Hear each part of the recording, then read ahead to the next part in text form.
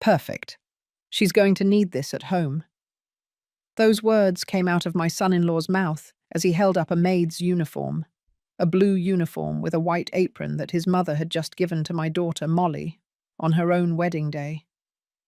I saw how my girl's eyes filled with tears. I saw her clutching that uniform in her trembling hands. And something inside me, something that had been asleep for 60 years, woke up.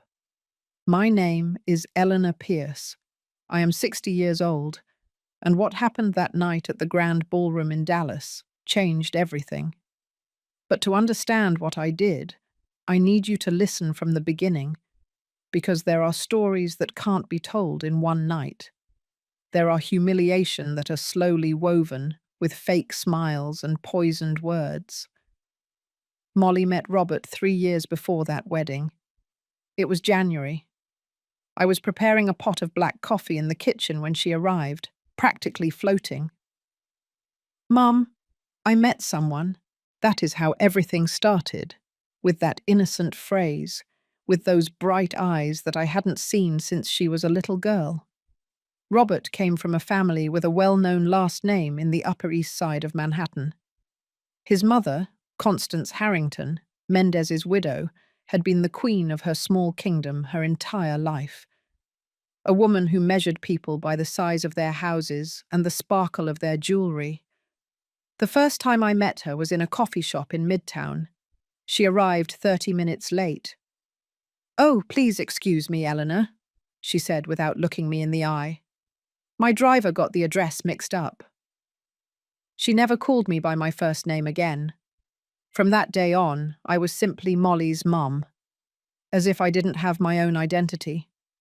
My daughter was so in love that she didn't see the signs, or maybe she saw them and preferred to ignore them. "Mum, Robert is different," she told me. "He respects me, he loves me." And I wanted to believe her. God knows I wanted to believe her. The months went by. Robert was polite to me, well-mannered, but there was something in the way he smiled when his mother spoke, as if they shared a secret joke that the rest of the world didn't understand. One day, 6 months before the wedding, Molly came home quieter than usual. She sat down at the kitchen table where we had always solved life's problems. "Mrs. Harrington says I need to learn to cook better," she murmured without lifting her gaze. "She says her family has a standard." I felt something cold go down my back. "And what did Robert say?" "He laughed, Mum. He said his mother was right." That night I couldn't sleep. I lay there staring at the ceiling, thinking about all the times I had allowed others to make me feel small, all the times I had kept quiet just to keep the peace, and I swore to myself that my daughter would not inherit my silence. But Molly was determined to get married, and I started making plans, plans that no one imagined. I hired a lawyer, a good lawyer. I asked him for absolute discretion. "I want to buy a house," I told him, "in my daughter's name, only in her name." He looked at me over his glasses. "Are you sure, Mrs. Pierce? It's a major decision." I have never been more sure of anything in my life. For months, I worked double shifts. I sold the jewelry my mother had inherited. I sold the car that I liked so much. Every dollar I earned, I saved with one single purpose. Molly knew nothing. Nobody knew anything. The wedding day arrived. The ballroom was decorated with white roses and blue hydrangeas. All paid for by the Harrington Mendez family, of course. They made sure all the guests knew it. The ceremony was beautiful. My girl looked radiant in her lace dress. I cried the way every mother cries who sees her daughter walk toward an uncertain future. Then came the reception, the toasts, the fake laughter, the superior looks from Mrs. Harrington and her circle of friends. And then came the moment for gifts. Mrs. Harrington got up from her table. She carried a box wrapped in gold paper. She walked over to where Molly was with that smile that I had already learned to recognize. that smile that didn't reach her eyes. "My dear Molly," she said in a loud voice so everyone could hear, "I want to give you something very special, something practical." She opened the box slowly, deliberately, and took out a maid's uniform, navy blue, with a white apron, with the name Molly embroidered on the chest. The ballroom fell silent. "So you're presentable when you do the housework," Mrs. Harrington continued. "A wife must know her place." Mrs. Harrington's friends laughed discreetly behind their napkins. Robert came closer, took the uniform in his hands, and with that smile that I already hated, he said, "Perfect, Mum. She's going to need this at home." I saw how tears ran down my daughter's face. I saw how she tried to smile, to keep her composure, not to make a scene, and at that moment, everything became clear. I got up from my chair slowly. My hands were trembling, but my voice came out firm, clear. "What an interesting gift, Mrs. Harrington," I said, walking towards them. "Now allow me to give my daughter mine." I took a small box out of my purse, lined with blue velvet. "Open it, my love," I told Molly. She looked at me with those eyes full of tears and confusion. She opened the box with trembling hands. Inside were two carefully folded documents. She unfolded them, and when she read what they said, "Sometimes we trust too much the wrong people. Have you also been disappointed by someone you loved? Tell me your story in the comments. I want to read you." Molly held those papers in her hands as if they were made of glass. Her eyes scanned the lines again and again, trying to understand what she was seeing. "Mum, what is this?" "Read it out loud, my love," I told her. My voice came out calmer than I felt inside. She swallowed. The tears continued to fall, but now for a different reason. "Warranty deed," she began to read in a trembling voice. "Property located at Magnolia Street, number 43, Beverly Hills neighborhood. Owner, Molly Sophia Pierce Adams." The silence in the ballroom was so dense it could be cut with a knife. Mrs. Harrington had lost all composure. Her face, always so carefully made up, had turned pale and then red, very red. "What does this mean?" Robert asked. He wasn't smiling anymore. "It means," I said, looking him directly in the eyes, "that my daughter has her own roof, her own house, in her name, only in her name." Molly kept reading the second document. Her lips moved in silence. "And this? Mum, this is a trust agreement." "Yes, my dear. A trust agreement that establishes that this house is yours and only yours, that no one can claim rights over it, not even your husband. I need you to understand something. I am not a rich woman. I never have been. I have been working since I was 16 years old. First in my uncle's stationery store, then at the neighborhood high school as a secretary, and later as an administrator. Every dollar I have earned in my life I have sweated for. I have worked for it with my own hands. But there are things that money can't buy. Dignity, for example. Respect. The certainty that your daughter will not depend on anyone to have a place to sleep. The house I bought was not a mansion.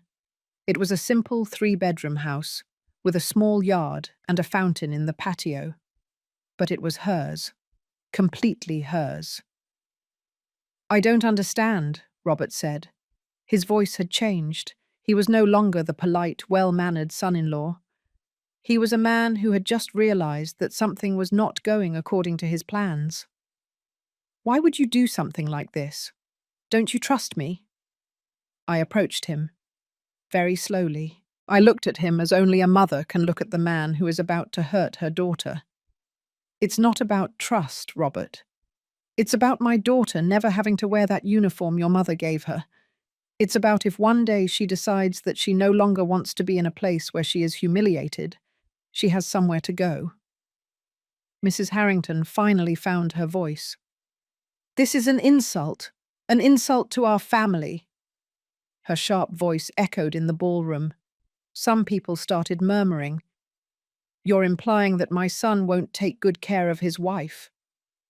"I'm not implying anything, Mrs. Harrington. I'm just making sure my daughter has options." The guests began talking among themselves, some with approval, others scandalized. Robert's cousin, the one who had always been kind to me, gave me a small nod from his table. Robert's father, Mr. William, who had been quiet all night, rose heavily from his chair. He was an older man, 72 years old, with that air of authority that comes from years of commanding a company. "Eleanor," he said, approaching me. Everyone expected him to scold me, to defend his wife, but he didn't. He approached Molly and took her hands in his. "Honey, your mother is a very wise woman, and you are very lucky to have her." Then he looked at me. "I couldn't do this for my own daughter. I wish I had. Maybe today she wouldn't be living in a marriage that makes her unhappy." Mrs. Harrington let out a gasp. "William, how dare you?" "I dare because it is the truth, Constance. I dare because I'm tired of seeing how you treat people as if they were less than you." The reception never recovered from that moment.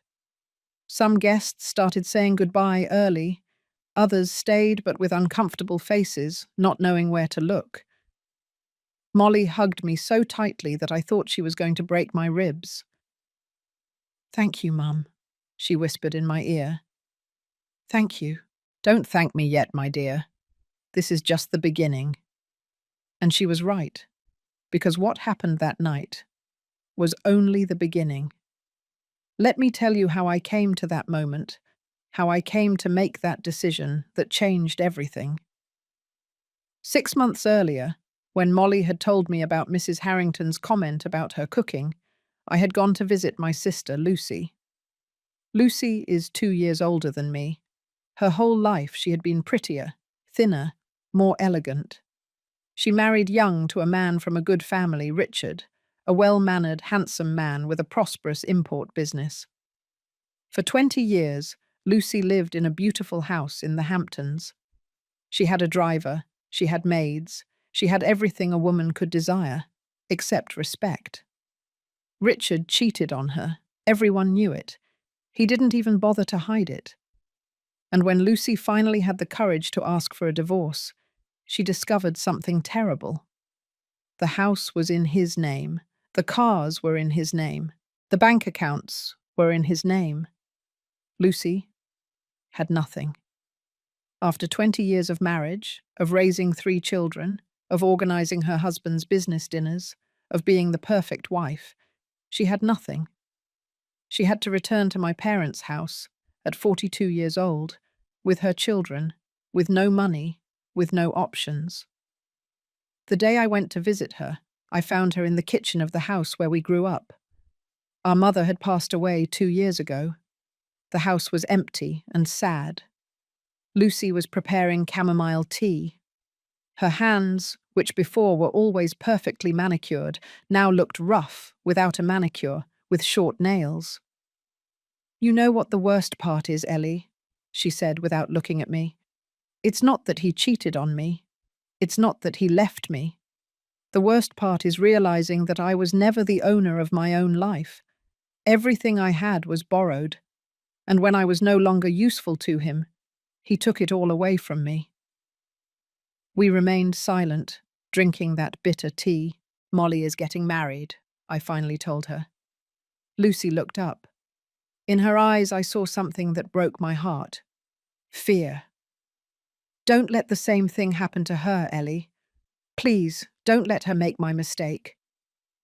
That conversation changed something in me. It made me see that love is not enough, that goodwill is not enough, that promises are not enough. That same night, I started making calculations. How much had I saved? How much could I get? How much did I need? My salary as an administrator wasn't bad. After 30 years of work, I had managed to save something. Not much, but something. My mother's jewels were kept in a safe in my closet.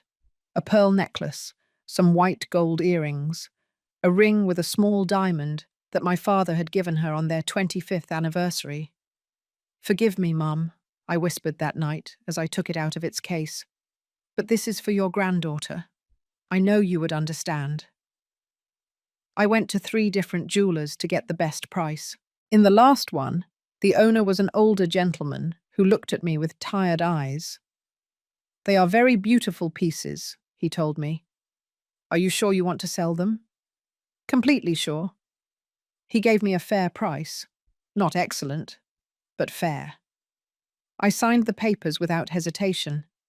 Then I sold my car, a Ford Focus from 2008 that had lasted me years. It was old but reliable. A young student bought it from me for his wife. "It's so she can take the children to school," he explained with a shy smile. "It will last you many years," I told him. "Take good care of it." I started taking public transportation. The bus, the subway, long walks under the sun. At 60 years old, it was not easy, but every time I felt my legs hurt, that my back was killing me, I thought of Molly, of the uniform that Mrs. Harrington was probably already planning to give her, and I kept walking. I also started working weekends. I got an extra job giving computer classes to older adults at a community center. They didn't pay much, but every dollar counted. Molly noticed that I was more tired. "Mum, are you okay? You look very thin." "I'm perfect, my love. Just a little busy with work." I couldn't tell her the truth. Not yet. I needed it to be a surprise. I needed that day, the day of her wedding, when Mrs. Harrington tried to humiliate her. She would have something real, something tangible, something that no one could take away from her. 3 months before the wedding, I finally had enough money for the down payment. I went to look at houses with a real estate agent that a co-worker had recommended to me. "I'm looking for something simple but dignified," I told him. "With a yard, if possible, a place where my daughter can feel at peace." We saw 7 houses. Some were in bad shape, others were in areas that I didn't like, but the eighth was perfect. It was on a quiet street in Beverly Hills, a 2-story house, painted a light peach color. It had a small fountain in the patio with blue and white tiles. Bougainvillea grew over the back wall, filling everything with a magenta color.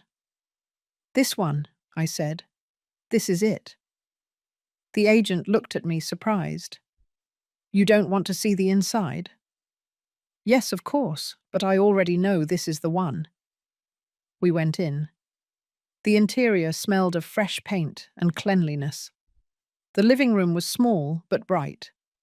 The kitchen had enough space for a large table. The bedrooms were on the 2nd floor, with windows overlooking the yard. In the main bedroom there was a balcony. I looked out. From there you could see the fountain in the patio. You could hear the water running softly. I closed my eyes and imagined Molly sitting there in the mornings, drinking coffee, listening to the water, in peace. "I'll take it," I said. The legal process was complicated. The lawyer, Mr. Davis, was a meticulous man, Mrs. Pierce. "I need you to understand something very important. If we put the deed only in your daughter's name, and then create the special trust agreement you are requesting, that means that even if she gets married, the house will continue to be only hers. The husband will not have any right over the property." "That is exactly what I want." "It is a little unusual. It can cause tensions in the marriage." "Mr. Davis," I looked at him directly, "if it causes tensions, then it was the wrong marriage from the beginning." He nodded slowly. "I understand. We will proceed as you indicate." I signed all the papers. I paid all the notary fees. Every signature was an act of love. Every seal was a promise. The night before the wedding, I couldn't sleep. I got up at 3 o'clock in the morning and went to the kitchen. I made black coffee, the way my mother taught me, with cinnamon and brown sugar. I sat at the table, the same table where Molly had cried when Mrs. Harrington told her she needed to learn to cook better. I took the documents out of my bag. I unfolded them carefully. I read every line again, even though I already knew it by heart. I hope I'm doing the right thing, I whispered into the darkness. I hope one day she understands why I did this. Outside on the street, a dog barked in the distance. The clock in the living room struck 3:30. I folded the papers again. I put them in the blue velvet envelope that I had bought especially for this, and I waited for dawn. As I tell all this, I think about where you might be listening to me. Write the name of your city in the comments. After Mr. Williams said those words about his own daughter, the ballroom was divided. There were those who looked at me with admiration. Other people, especially Mrs. Harrington's friends, threw looks of contempt at me. Robert had moved away from us. He was in a corner with his mother, speaking softly but with abrupt gestures. She moved her hands as if she were conducting an invisible orchestra. She nodded a lot. Molly remained clinging to me. I could feel her trembling. I don't know if it was from joy or fear.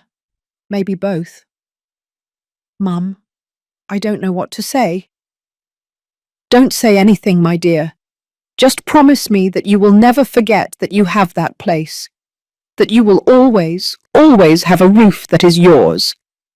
She nodded against my shoulder. Her tears wet the fabric of my wine-coloured dress. The band started playing again, trying to recover the festive atmosphere. But it was useless. The damage was already done. Or rather, the protection was already in place. Uncle Arthur, my late husband's brother, approached us. He was a man of almost 70 years, with a white moustache and eyes that always seemed to be smiling. "Eleanor," he said in a low voice, "what you did there, your husband would be very proud." My husband, Charles. He had been dead for 8 years. A sudden heart attack while waiting for the bus to go to work. He was only 52 years old. We never had much. He worked in a hardware store. I worked at the school. But we were happy. He respected me. He valued me. He never made me feel less. "Thank you, Uncle," I said with a broken voice. When Charles died, I thought I would never be able to move forward. Molly was 17 years old. She was still in high school. Suddenly I found myself alone, with a daughter to support, with bills to pay, with an uncertain future. But I kept going, because that's what women do. We keep going even when the world is collapsing. And now, 8 years later, I was here, seeing my daughter get married, protecting her in the only way I knew how. Robert finally returned. His face had completely changed. He was no longer the loving groom. He was a stranger in a tie. "Molly, we need to talk." "Not now, Robert. It's our wedding." "Precisely because of that, we need to talk. My mother just gave me the best gift anyone could give me." Molly interrupted him, and in her voice there was something new, something I had never heard before. Firmness. Robert clenched his jaw. For a moment I thought he was going to explode, but he didn't. Instead, he forced a smile. "All right, we'll talk later." He walked away again, this time toward the bar. He ordered a whiskey, then another. Mr. William approached me as I watched Robert drink. "My son is not used to things not going the way he expects." "I know. His mother raised him that way, believing that the world owes him something, that people are tools for his comfort." I looked at the old man. His eyes were tired. "Why did you stay with her all these years, Mr. William?" He sighed deeply. Out of cowardice, Eleanor. Out of pure and simple cowardice. And because when you are 60 years old and have a life built up, getting a divorce seems harder than enduring. But not a day goes by that I don't regret it. He was silent for a moment. Then he added, "Don't let your daughter make my mistake. If that boy doesn't treat her well, if he makes her feel small, if he mistreats her in any way, you already made sure she has somewhere to come back to." "I know. And I will be watching. You have my word." That was one of the saddest conversations of my life. Seeing an older man admitting that he wasted decades in a loveless marriage. The party ended close to midnight, much earlier than planned. The newlyweds were supposed to leave that same night for Hawaii, a week at an all-inclusive resort. I helped Molly change out of her wedding dress into her travel clothes. It was a simple white dress with embroidered flowers. "Mum," she said as I zipped her up, "how did you know? How did you know I needed this?" I told her about Lucy, about how my sister had lost everything, about how I had promised that the same thing would not happen to my daughter. "Aunt Lucy never told me that. Aunt Lucy is ashamed. She shouldn't be, but she is. That's how the women of our generation are. We were taught that the failure of a marriage is the wife's fault, that if a man leaves, it's because we weren't enough." "That's horrible, Mum." "I know, my dear. That's why I want you to be different. To never accept being treated as less. To never completely depend on anyone." We hugged. I cried again. It seemed like I wouldn't stop crying that night. When we went downstairs, Robert was already waiting by the car, a black BMW that his father had given him. Mrs. Harrington approached to say goodbye. She had already recovered her composure. She was perfectly coiffed, perfectly made up, perfectly furious. "Molly, honey," she said in a sweet voice that fooled no one, "I hope you enjoy your honeymoon. When you return, we need to talk about arrangements, about where you are going to live." "We already have somewhere to live, mother-in-law," Molly replied. Her voice sounded surer now. "I have a house that your mother bought to control you, a house that my mother bought to protect me. There is a difference." Mrs. Harrington pursed her lips into a thin line. Then she turned to me. "You are a very clever woman, Eleanor. Very clever. But this is not going to end here." "It wasn't my intention for it to end anyway, Mrs. Harrington. I only intended to protect my daughter." "You protected her from my family, as if we were her enemies." "I didn't protect her from your family. I protected her from vulnerability. There is a difference." We looked at each other for a long time, two women of similar generations, two mothers, but with completely opposite views of the world. Robert honked the horn. He was impatient to leave. Molly hugged me one last time. "I love you, Mum. Thank you." "I love you too, my dear. Call me when you arrive." I watched the black BMW drive away. The cans tied to the bumper rattled against the pavement. Inside, I could see Robert saying something to Molly. She was looking out the window. I stood at the entrance of the ballroom until the car's lights disappeared completely. "You did the right thing," Uncle Arthur told me, placing a hand on my shoulder. "I hope so." "You did. You'll see." That night, I returned alone to my apartment, a small two-bedroom apartment in Queens. The walls were full of photographs of Molly, as a baby, as a child, as a teenager, at her college graduation, and now married. I sat on the sofa with a cup of herbal tea. I couldn't sleep. I kept thinking about everything that had happened, about Robert's face when he saw the documents, about Mrs. Harrington's words, about the new firmness in my daughter's voice. At 2 o'clock in the morning, my phone rang. It was Molly. "Mum, We arrived at the hotel. How was the flight? Silence on the other end. Then, Robert is angry.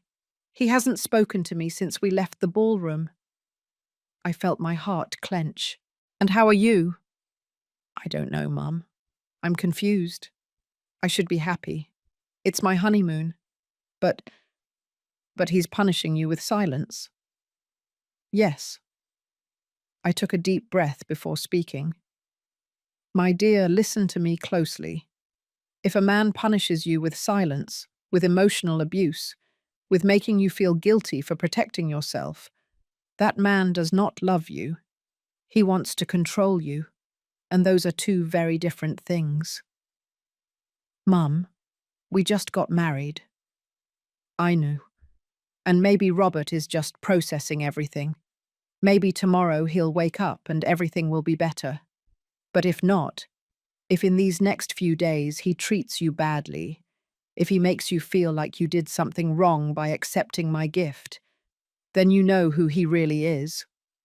I heard her crying on the other end. I'm scared, Mum. I know, my love, but you are no longer unprotected. Remember that. You have a house, you have options, you have a way out. We talked a few more minutes. Then she hung up because Robert had come out of the shower. I couldn't sleep all night. The next few days were torture. Molly called me every day, but the calls were brief, tense. I could hear in her voice that something wasn't right. How is everything going? I would ask her. Fine, Mum. Everything is fine. But I knew it wasn't true. On the 5th day of her honeymoon, she called me crying. Mum, I need to tell you something. Tell me, my dear. Last night, Robert and I had a horrible argument. He told me that the gift you gave me was manipulation, that you are turning me against him, that no true wife needs to have property in her name because she should trust her husband. I squeezed the phone so hard that my knuckles turned white. And what did you tell him? I told him that wasn't true, that you were just protecting me. And then he told me that if I didn't sell the house and put the money in a joint account with him, it was because I didn't trust him. That if I didn't trust him, then why did we get married? Eleanor, he spent the whole night not talking to me, Mum. He slept on the suite sofa. This morning we packed in silence. The flight back is tomorrow, and I don't know what to do. My love, listen to me. What Robert is doing has a name. It's called emotional manipulation. He is making you feel guilty for something that is not your fault. He is punishing you for having something that is yours. But Mum, maybe you're right. Maybe I should trust him more. Trusting does not mean giving up everything. Trusting does not mean giving up your security. Trusting does not mean putting yourself in a position of complete vulnerability.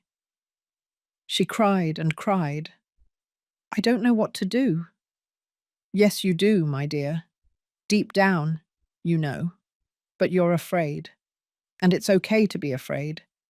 But don't let fear make you make decisions that are going to hurt you. We hung up. I stayed seated in the kitchen, looking at the cup of coffee that was cooling in front of me. I thought about calling Robert, about telling him exactly what I thought of him, about yelling at him that my daughter was not his property. But I didn't, because Molly needed to learn to defend herself. I could give her the tools, the house, the security, but the strength to use them, she had to find that herself. The next day, they were picked up at the airport. Mrs. Harrington, Mr. William, and me. An awkward scene if there ever was one. Mrs. Harrington didn't speak a word to me. She behaved as if I were invisible. Mr. William, on the other hand, greeted me warmly. How have you been, Eleanor? Worried. I know. Me too. When Molly and Robert came out of the migration area, I could immediately see that something had changed. They were walking separately.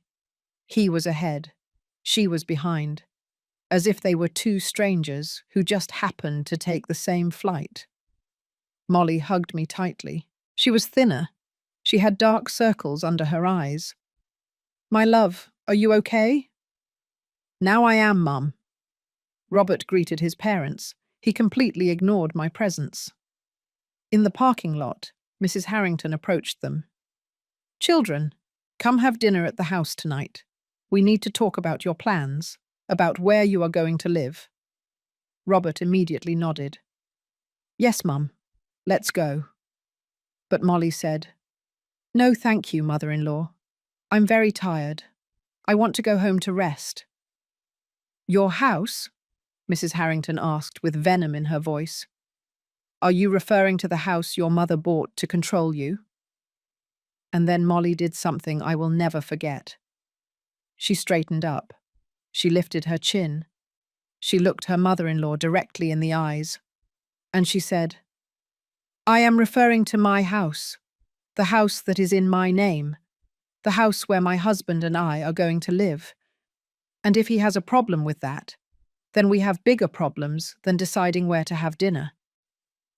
The silence that followed was absolute. Robert looked at her with wide eyes. Mr. Williams smiled slightly. Mrs. Harrington turned red as a tomato. And I felt like I could breathe for the first time in days. My daughter had found her voice. I still wonder if I did the right thing. And you? What would you have done in my place? The house in Beverly Hills was empty when we arrived. Molly had insisted that we go directly from the airport. Robert was driving the BMW in silence, jaw clenched. I followed in a taxi. When we arrived, the afternoon sun illuminated the bougainvillea growing over the wall. The fountain in the patio sang softly. Everything looked exactly as I had imagined that first time I saw the property. Molly got out of the car and stood in front of the main door. It was solid wood, walnut color, with a wrought iron knocker in the shape of a moon. "It's beautiful, Mum," she whispered. I took the keys out of my purse. 2 sets, one for her, another spare for me, just for safety. "It's yours, my dear, all yours." Robert took the suitcases out of the car with abrupt movements. He dropped them at the entrance with more force than necessary. "Are you going to let us in, or are we going to stand here admiring the facade?"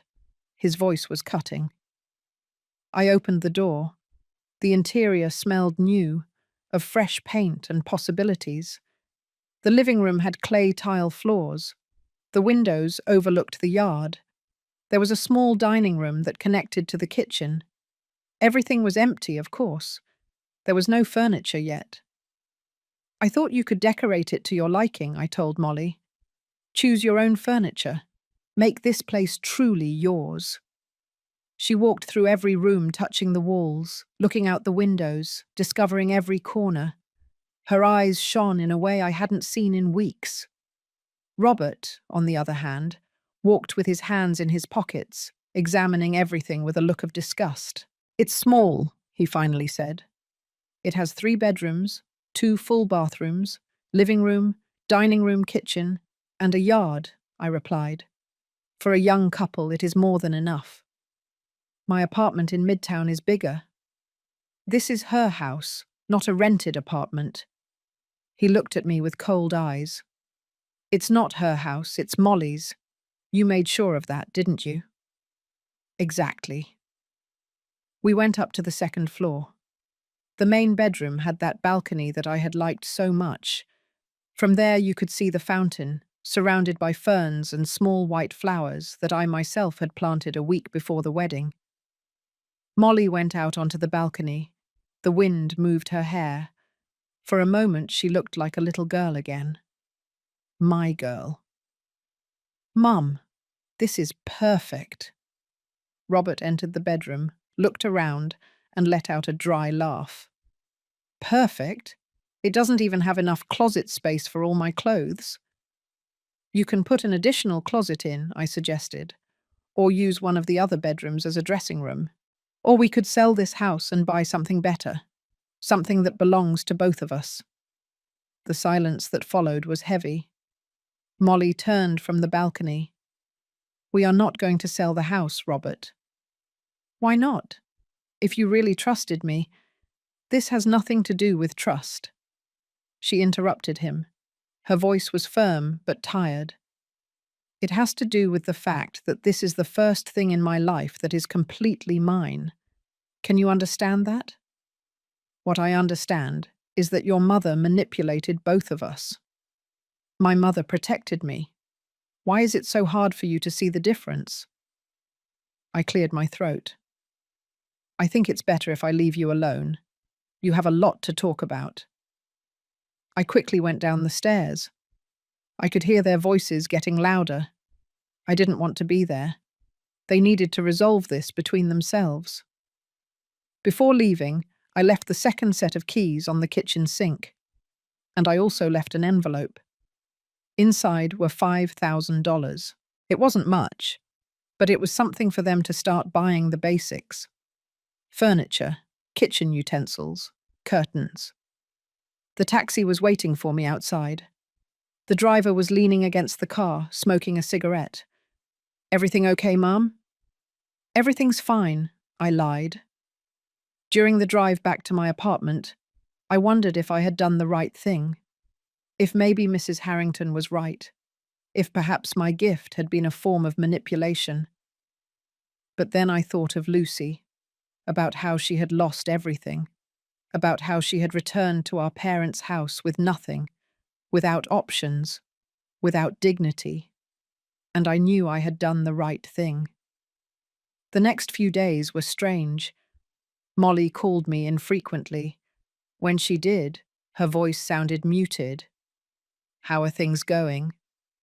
Fine, Mum. Have you bought furniture yet? Some. Robert insists that everything be a certain brand. He says he can't live with common furniture. And what do you think? I think we don't have the money for designer furniture. But he doesn't want to listen. One Friday afternoon, 2 weeks after they returned from the honeymoon, I went to visit them without calling ahead again. I brought a large pot of mac and cheese that I had made the day before. I also brought freshly baked biscuits from a bakery near my house. I rang the doorbell several times before Molly opened it. I was scared when I saw her. Her hair was pulled back in a sloppy ponytail. She was wearing sweatpants and an old t-shirt. But what alarmed me the most were her eyes. They were red and swollen. My dear, what happened? Nothing, Mum. I'm just tired. Don't lie to me. She looked behind her, into the house, and then lowered her voice. Robert is not here. He went to his parents' house. And why didn't you go? Because they don't invite me anymore. Mrs. Harrington says that as long as I live in this house, I'm not welcome in hers. I felt rage rise up my throat like bile. That woman? It's okay, Mum. Really. I prefer not to go. Every time I go, she makes me feel small. We went into the house. There was some furniture already. A grey sofa in the living room. A glass coffee table. In the dining room, a light wood table with 4 chairs. Everything looked very impersonal, like a furniture showroom, without photographs, without colour, without life. Where are your things? I asked. Your books, your plants, those embroidered pillows you liked so much. Robert says they don't go with the style of the house. Robert says. I repeated the words bitterly. And what do you say? She sat on the sofa and hugged her knees. I don't know what to say, Mum. Every time I suggest something, he rejects it. He says I have no taste, that he knows better because he grew up surrounded by beautiful things. I sat next to her and hugged her. My love, this is your house, yours, not his. If you want to fill it with embroidered pillows and plants and photographs in colourful frames, it's your decision. But we live together. I have to consider what he wants. Considering does not mean completely cancelling yourself out. Considering means reaching agreements. It means that sometimes things are the way you want and sometimes the way he wants. Not that it is always the way he wants. We heated the mac and cheese in the kitchen. The kitchen at least looked more used. There were pots and pans, spices in an organizer, a container with wooden spoons. At least here he lets me do what I want, Molly said with a sad smile. He says the kitchen is my territory. How generous of him! I couldn't help the sarcasm. We ate together at the dining room table. The mac and cheese was good, as always, the biscuits hot and soft. I miss you, Mum, she said suddenly. I miss living with you. I miss our talks in the kitchen. I miss you braiding my hair before bed. I miss you too, my dear. But this is your life now, your marriage. You have to make it work. And if it doesn't work, the question hung in the air between us. Then you have options. This house, your education, your ability. You are not trapped. She nodded slowly, but I could see in her eyes that she didn't completely believe me. Robert arrived near 7 o'clock in the evening. He entered through the door with that air of owning the world that I already knew well. Eleanor, he greeted me without smiling. I didn't know you were coming. I brought food for you all. I already ate at my parents' house. Real food. The implication was clear. My mac and cheese was not real food. I got up and started clearing the dishes. Well, I'm leaving now. I'll let you rest. Molly walked me to the door.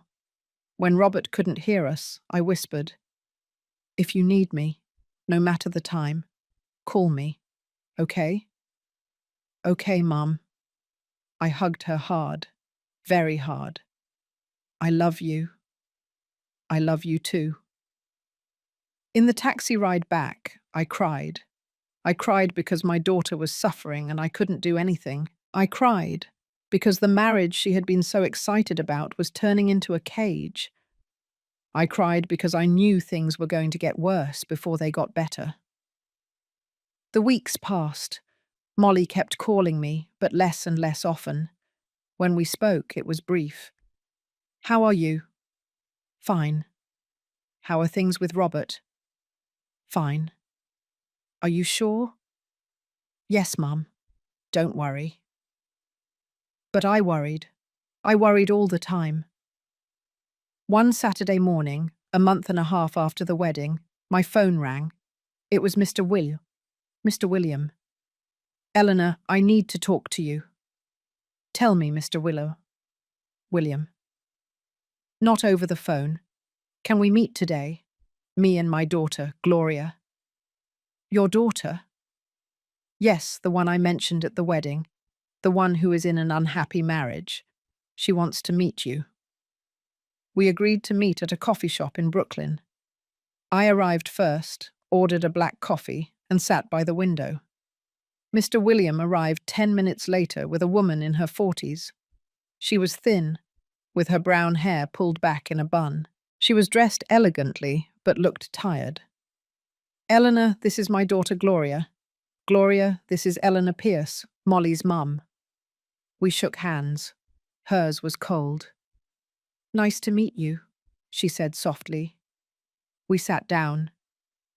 Mr. William ordered coffee for himself and tea for his daughter. My father told me what you did, Gloria began, about the house for your daughter. I wish my mother had done something like that for me. I looked at Mr. William. He nodded, encouraging her to continue.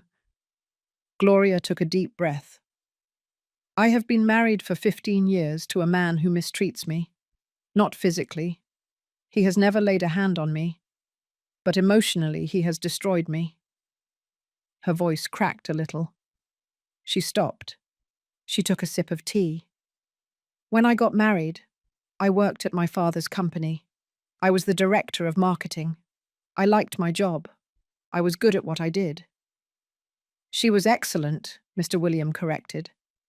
My husband, Maurice, started saying that I didn't need to work. that he earned enough, that a wife should be at home. I left my job because I thought that would make us happy. She paused for a long time. But it didn't make us happy.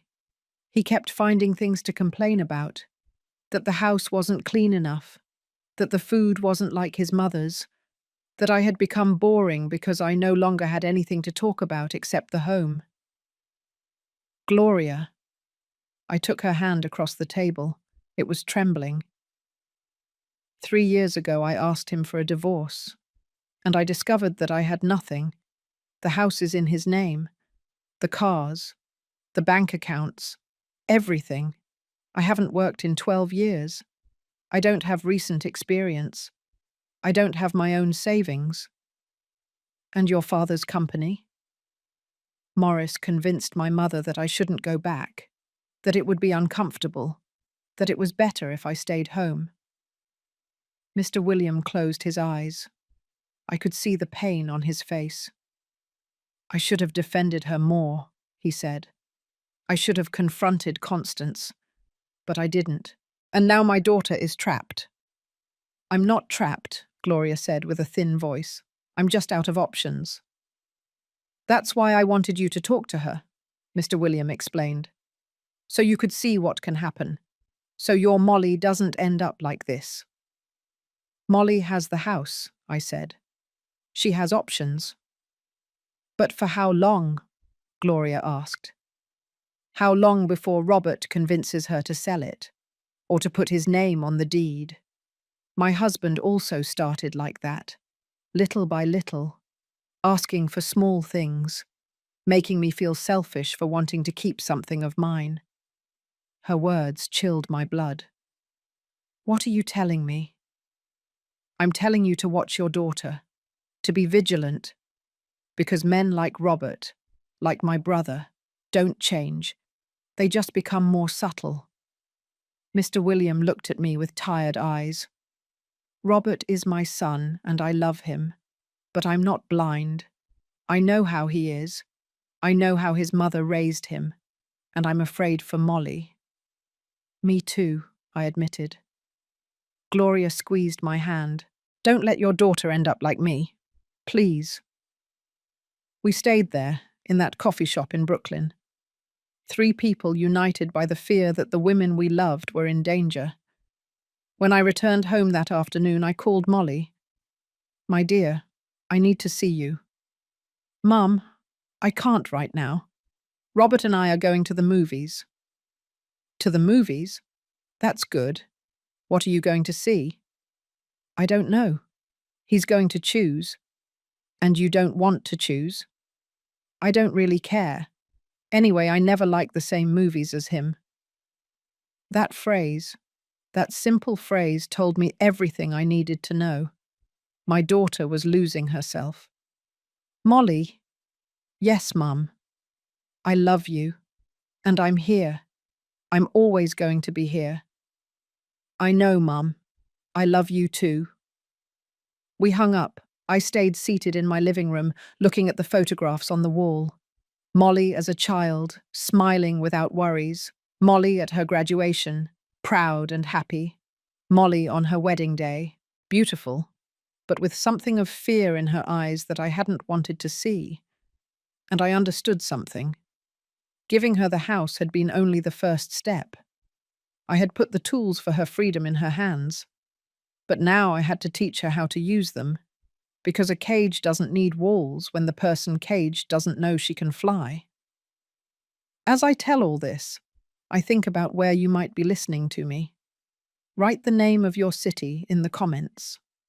3 months after the wedding, things had gotten worse in ways I hadn't anticipated. Molly had stopped dressing up like before. She no longer wore those colourful dresses that she liked so much.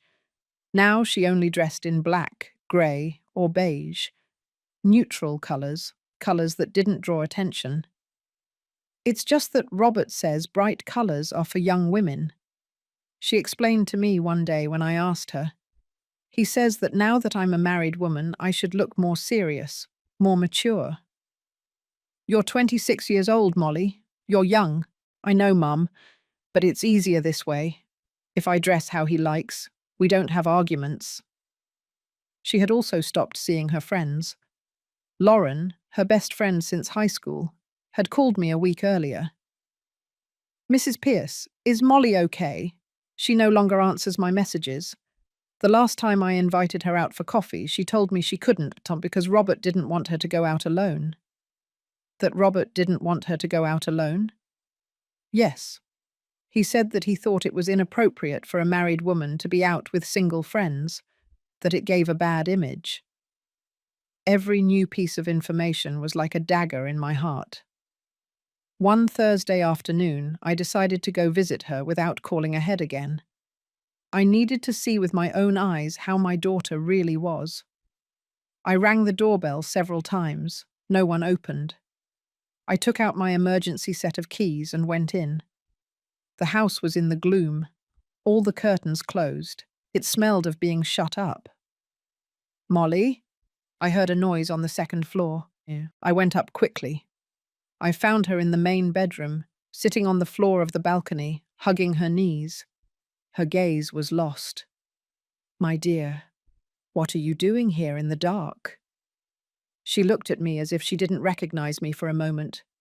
Then her eyes focused. Mum, I didn't know you were coming. You didn't open when I rang. I didn't hear. I sat next to her on the floor. It was cold. The rainy season was starting and the sky was grey. What's wrong, my love? And don't tell me nothing, because it's not nothing. She remained silent for a long time.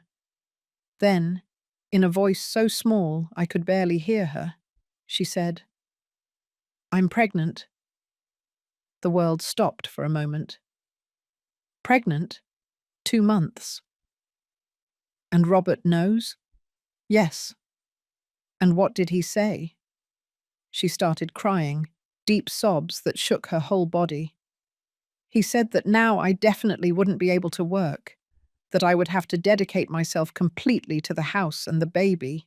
He said it was time to sell this house, because with a baby, we are going to need something bigger, something in Midtown, close to his parents. I felt my blood boil. Sell the house? He says that with what we get from this house and what he has saved, we can buy a nice apartment. In both our names, of course, because now we are going to be a real family. Molly, look at me. She looked up. Her eyes were red, swollen. Don't sell the house. But Mum, no, don't sell the house. I said every word clearly. This house is your insurance. It is your freedom. It is your way out. Don't sell it. But we're going to have a baby.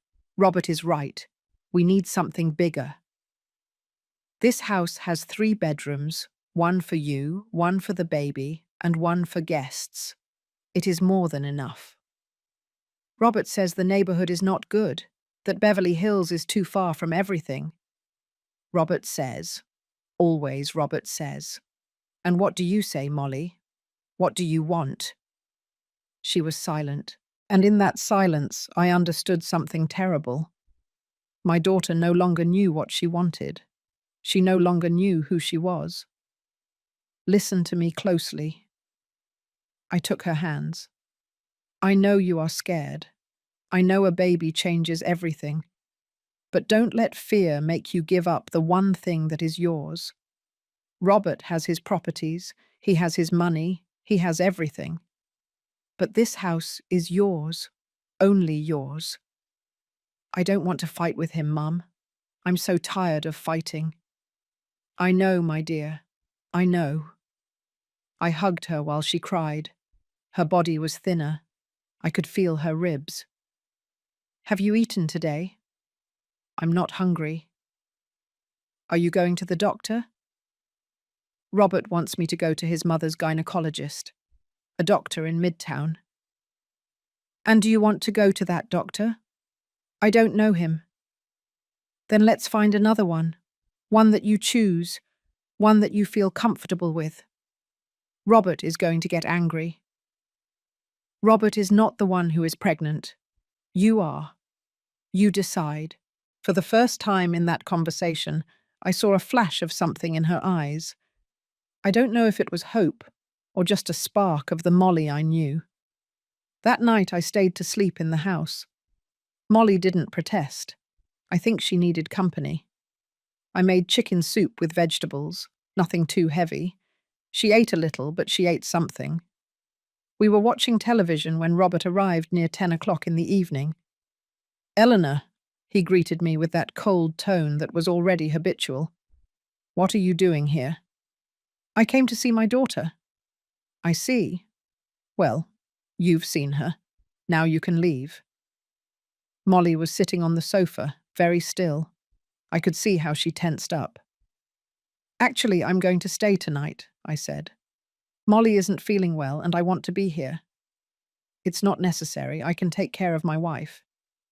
"I'm sure you can, but I'm staying anyway." We stared at each other. It was a battle of wills. "Robert," Molly said with a trembling voice, "let her stay, please." He clenched his jaw.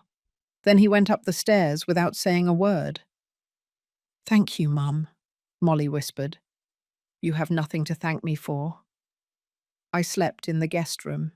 Or rather, I didn't sleep. I stayed awake, listening. I heard when Robert entered the main bedroom. I heard their voices. He spoke in a low but harsh tone. She answered in monosyllables. I couldn't hear the exact words, but I didn't need to hear them. I knew that tone. It was the tone of a man who is used to getting his way. At 3 o'clock in the morning, I heard someone come down the stairs. I peered out. It was Molly. She went to the kitchen. She opened the refrigerator. She stood in front of the light, looking at the contents without taking anything out. I got up and went downstairs. "Can't sleep." She jumped. She hadn't heard me.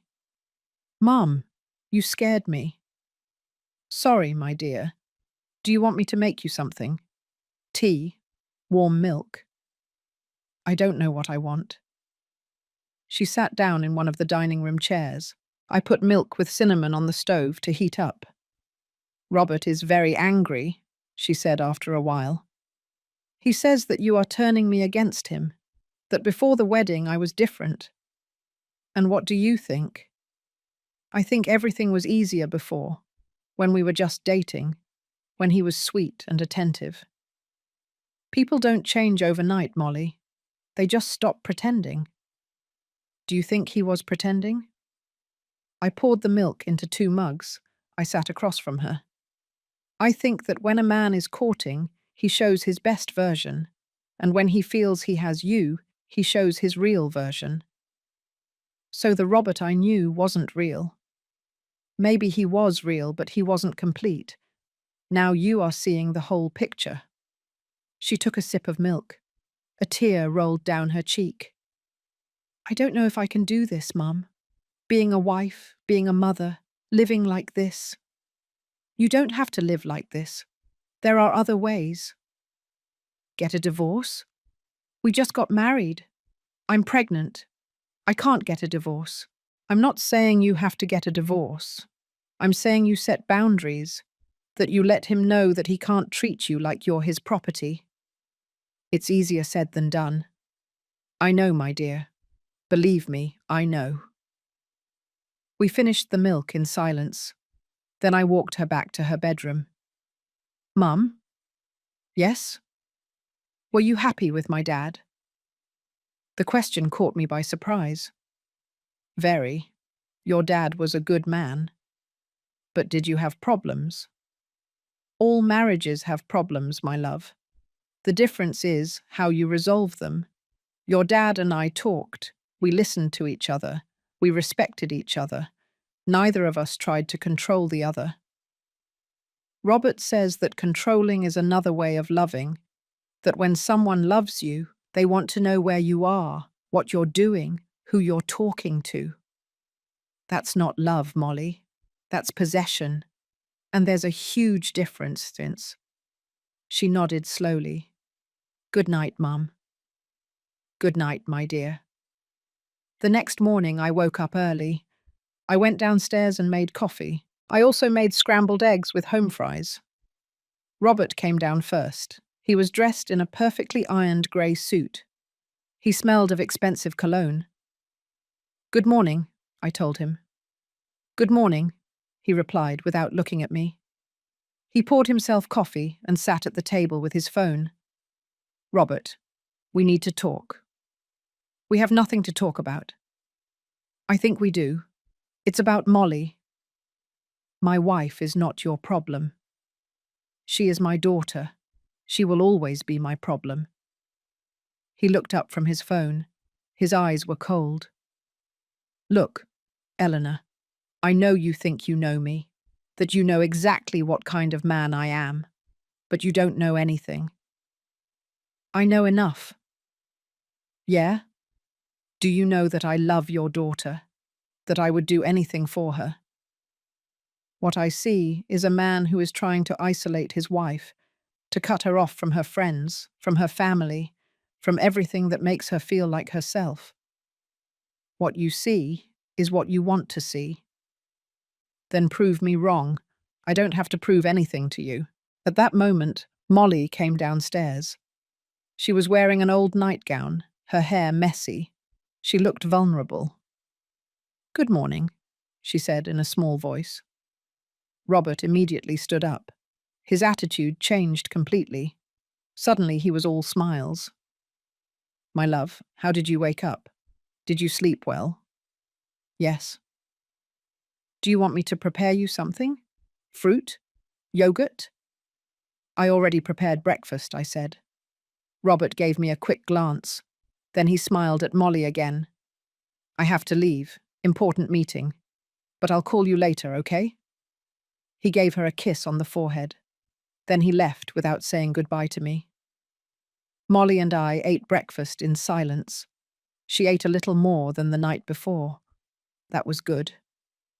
"Mum, I need to tell you something." "Tell me." "Yesterday, before you arrived, Robert gave me a surprise." "What kind of surprise?" "He spoke with a real estate agent. He already has 2 apartments on the list for us to see. In Midtown. Near Mrs. Harrington's house." I felt my stomach clench. "And what did you say?" I told him that I had to think about it first. He got angry. He said that any woman would be happy to move to Midtown, that only I would find reasons to complain. "Molly, listen to me. You don't have to sell this house. You don't have to do anything you don't want to do." "But he already spoke with the agent. He already made plans." "Plans without consulting you. Plans without your consent. That tells you everything you need to know." She played with the home fries on her plate. "Sometimes I think Mum Constance is right, that I am difficult, that any other woman would be more grateful. Mrs. Harrington is a bitter woman who raised a son who thinks women are objects. Don't listen to her. She is my husband's mother, the grandmother of my baby. And that doesn't make her wise, or good, or worthy of your respect if she doesn't respect you." After breakfast, I stayed a little longer. I helped Molly clean up. I noticed how she avoided certain topics, how she changed the conversation when I asked about her plans. Near noon, her phone rang. It was Robert. I could hear his voice from where I was, loud, insistent. "Yes, she's leaving now. No, nothing happened. Yes, I promise you. Okay, I love you too." He hung up and looked at me with guilty eyes. "Robert wants you to come less often. He says we need space to be a real couple." "And what do you want?" "I want everyone to be happy." "That's not an answer." "It's the only one I have, Mum." I said goodbye with a heavy heart. I knew things were going to get worse. I could feel it. Over the next few weeks, Molly stopped answering my calls as often. When she did, her answers were short, evasive. "I'm fine, Mum. Everything's fine. Don't worry." But I worried. I worried every minute of every day. One Saturday morning, a month and a half after the wedding, I received a call from Lauren, Molly's friend. "Mrs. Pierce, I saw Molly at the supermarket. And how was she?" "Bad. She looked very thin, and when I tried to talk to her, Robert appeared out of nowhere. He practically dragged her away, as if I were a danger." "Thank you for telling me, Lauren." "Mum, something is not right. You have to do something." "I know. I'm trying." But the truth was that I didn't know what to do. I couldn't force my daughter to leave her husband. I couldn't force her to set boundaries. I couldn't live her life for her. I could only be there, waiting, ready for when she needed me, and praying that it wouldn't be too late. That night, before sleeping, I took out the house deed. I read it again. Every word, every clause. The house was in Molly's name. Only Molly's. Robert had no legal right over it. But legal rights don't matter when someone has convinced you that you have no right to have rights. And that was exactly what Robert was doing, convincing my daughter that she didn't deserve to have something of her own, that being a good wife meant giving up everything, that true love was total sacrifice. I put the papers away and turned off the light. Outside it started to rain, one of those heavy rains that announce a storm, and I, lying in my bed, thought about my daughter, about my granddaughter or grandson on the way, about the future that looked darker and darker, and I wondered if everything I had done had been for anything, or if I had only delayed the inevitable. 2 more months passed, 2 months in which I barely saw my daughter, 2 months in which every phone call was shorter than the last, 2 months in which I felt like I was losing her. Molly was already 4 months pregnant. Her belly was just starting to show. I only knew because one afternoon I managed to convince her to meet up for some shopping. "You need maternity clothes," I had told her over the phone. "Robert says it's still too soon." "Robert is not the one who is pregnant. Come on, let's buy some nice things." She accepted with that tired voice that was already so familiar to me. We met at a shopping mall in the West Village. When I saw her arrive, I had to control the urge to cry. She was very thin. Her face looked gaunt. She had deep, dark circles under her eyes. Her hair, which had always been her pride, was dull and lifeless. "My love," I hugged her tightly. "Hi, Mum." We entered a maternity store. There were nice dresses, colourful, comfortable. I started pulling out options. "Look at this blue one. You would love it. And this yellow one. Imagine it with your hair down." "Mum, no." "No what?" "I can't buy colours. Robert prefers that I wear black or grey. He says it's more elegant." "Molly, you are going to be a mother. You are not going to a funeral." "I know, but it's easier this way, without arguments." The saleswoman looked at us with curiosity. I pretended not to notice. We ended up buying 3 dresses, all black, all lifeless, like my daughter had become. We went to get something at a coffee shop in the mall. She ordered chamomile tea. I ordered coffee. "How have you been feeling? Nausea? Dizziness?" "In the beginning, yes. Now better." "Have you been to the doctor?" "Yes, with the gynecologist that Mrs. Harrington recommended." "And how is he? Do you like him? Do you feel comfortable with him?" "He's professional." That word. Professional. Not kind. Not understanding. Professional. "Does Robert go with you to the appointments?" "Sometimes. When he can. He says his work is very demanding." "But the job of being a husband is also demanding, especially when your wife is pregnant." She didn't say anything. She just stirred her tea with the spoon, again and again, a nervous gesture that she had never had before. "Mum, There's something I need to tell you. My heart raced. Tell me. Robert found a buyer for the house. The world stopped. What? It's a young couple. They have 2 children. They are willing to pay a good price. Robert says that with that money and what he has saved, we can buy the apartment in Midtown that he likes so much. Molly, no. I already signed the preliminary papers. I felt like I couldn't breathe. You already signed?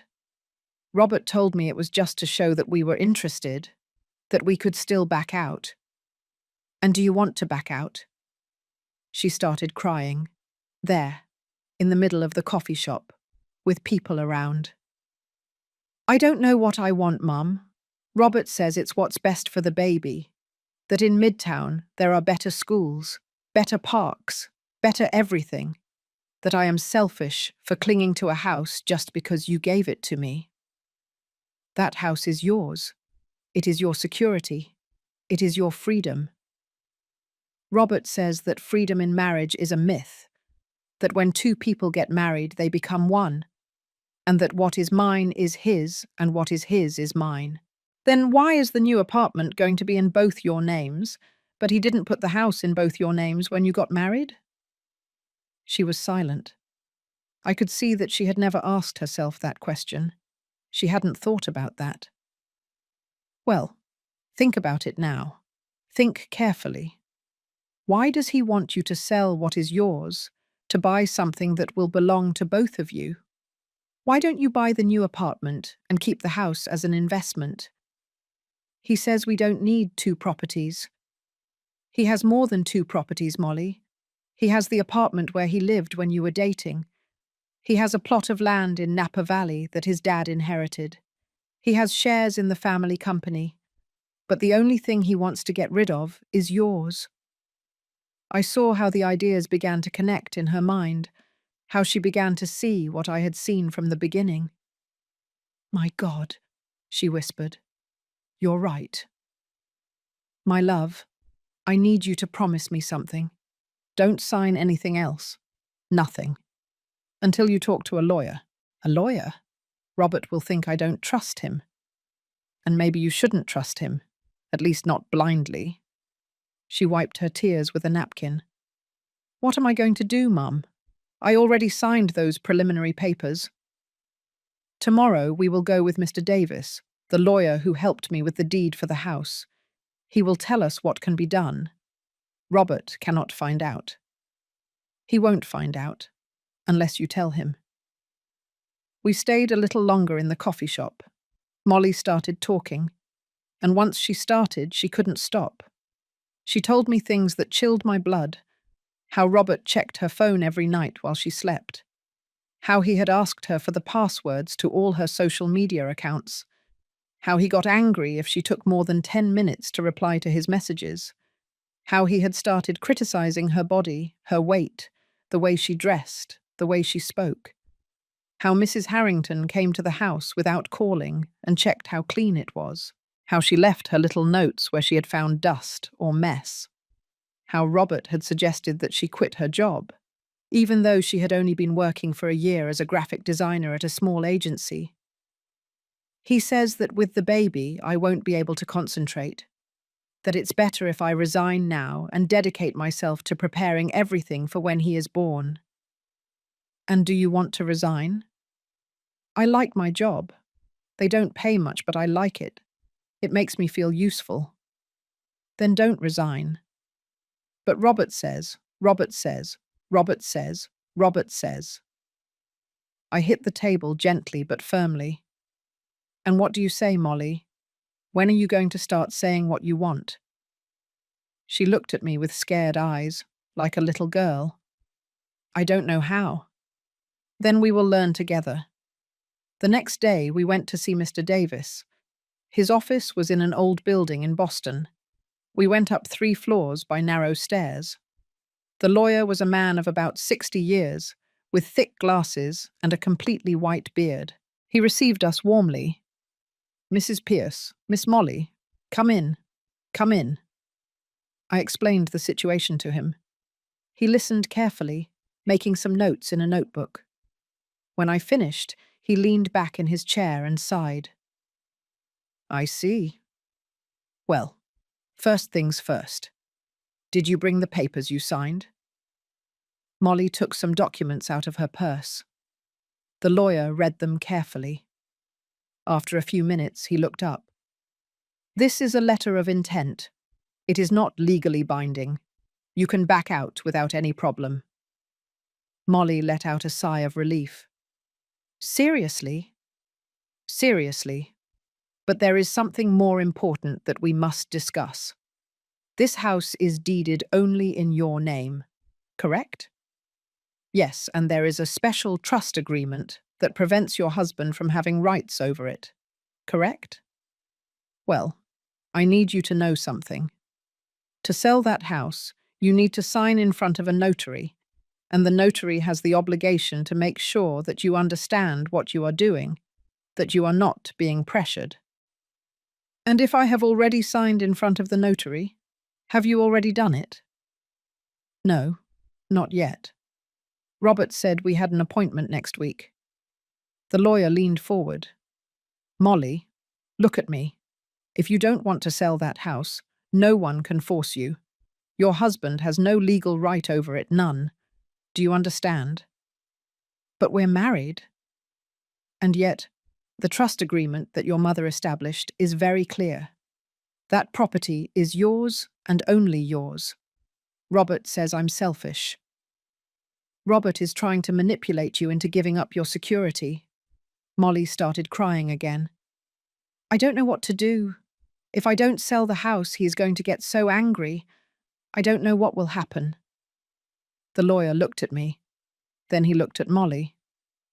Honey, has your husband threatened you? Has he laid a hand on you? No, never. He's not violent. But are you afraid of his reaction? She didn't answer immediately. That was already an answer. I'm afraid that everything will get worse, she finally said. That he'll get angry. That he'll punish me with silence. That he'll go off with his mother and leave me alone. And would that be so bad?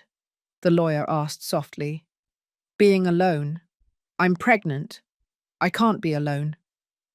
You wouldn't be alone, I said. You have me. You have the house. You have options. The lawyer took a business card from his desk. Look, I'm going to give you the number of a colleague of mine. She is a lawyer specializing in family law. If at any point you feel you need advice about your marriage, about custody, about anything, call her. Okay? Molly took the card with trembling hands. Thank you. We left the office with more questions than answers. But at least Molly now knew that she had rights, that she was not completely defenseless. I walked her to the bus stop back to Beverly Hills. Before she got on, I hugged her. I love you, my dear, and I'm going to be here, always. I know, Mum. I love you too. I watched the bus drive away. Molly waved to me from the window, and I had a bad feeling, a feeling in my stomach that I couldn't ignore. That night, at 11:30, my phone rang. It was Molly, crying so hard she could barely speak. Mum, I need you to come. Please. What happened? Are you okay? Is it the baby? Robert knows. He knows we went to the lawyer. I don't know how he found out, but he knows. Where are you? In the house. He left.